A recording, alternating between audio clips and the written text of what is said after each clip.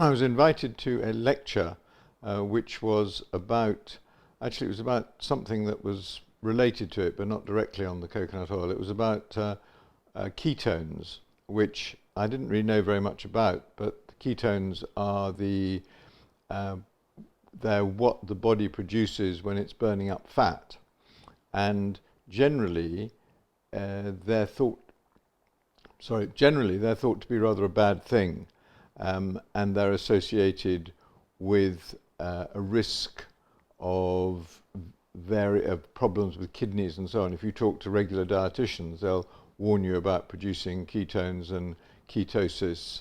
Um, but the lecture that was particularly interesting was given by an Oxford professor of metabolism called Professor Kieran Clark. Um, and she was talking about the fact that we are actually functioning as a rather like a hybrid car. We have two sources of energy that we can use. We can either use glucose or we can use fat, comes in the form of ketones, which are small packets of energy, which actually are slightly more per unit are more energy dense than glucose. And the reason that this all fits in with coconuts and with Alzheimer's is because it provides an energy source. These ketones can provide an energy source for the brain if the glucose energy source, which the brain normally runs on, is for some reason not working as well as it should be, and we can go on a bit later on as to how and why that is. But I went to this very fascinating talk by Professor Kieran Clark, in which she explained how she had managed to synthesize ketones in the laboratory. And this is a very interesting development. And if we were working in an environment or living in an environment where useful medical or useful scientific breakthroughs with medical importance were picked up and developed, regardless of whether they had a huge commercial potential, the sort of same commercial potential that you get from say a drug for Alzheimer's, these synthesized ketones that Professor Clark's developed would now be in mega scale production, and there would be trials being run on it and so on.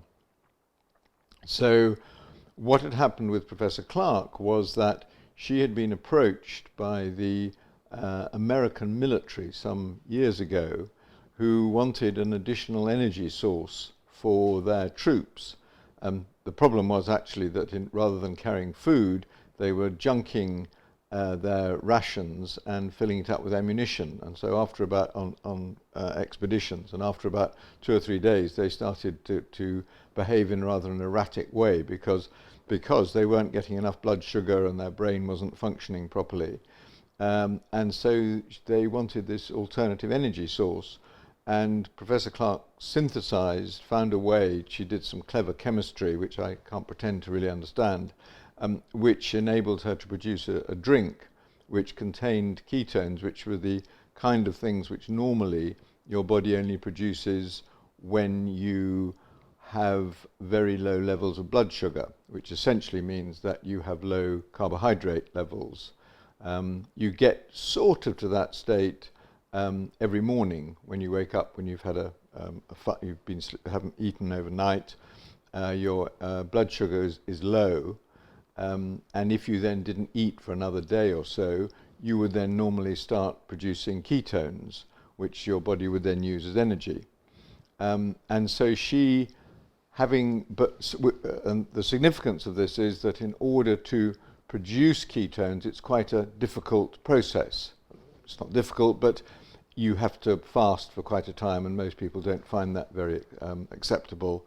And so what she'd done was to short circuit that, so that you didn't need to fast. You could simply take the ketones and they would be an additional source of energy which your brain and muscles could use. And so that in the case of the soldiers, it was beneficial both for the muscles, for endurance and also for their brain functioning. And she ran some small-scale studies using these synthesized ketones on people with diabetes, because people with diabetes have very high levels they have extra high levels of blood sugar and insulin. And if you bring that down and then replace that energy with ketones, it was found to be very beneficial in improving various metabolic markers and the way they functioned. And she gave it to some rowers who did, Olympic rowers who had remarkable results. Their time improved only by a matter of a few seconds, but in the sort of top level rowing, that's really valuable, and a number of people broke records on their ketones and so on. So very interesting new development, which I thought was fascinating. And in fact, at that time, I didn't, she did mention coconut, but that seemed to me to be a really rather loopy irrelevance that I kind of put on one side, as it were. And the story that I was interested in was this new source of energy, which might well be able to be used to possibly treat diabetes or to improve performance. And I was particularly interested in it myself because it seemed to run counter to everything that we've been told about the benefits of the low-fat diet, and how you should keep your fat low and how you should have high carbohydrates. And what this professor of metabolism was saying, well, actually, if you keep your carbohydrates low and you make use of fat stores, you can then get a separate source of energy which can have benefits in the brain if you have problems with sugar, with blood glucose, and also with insulin, which, as we may talk about later, fits in with the Alzheimer's story as well.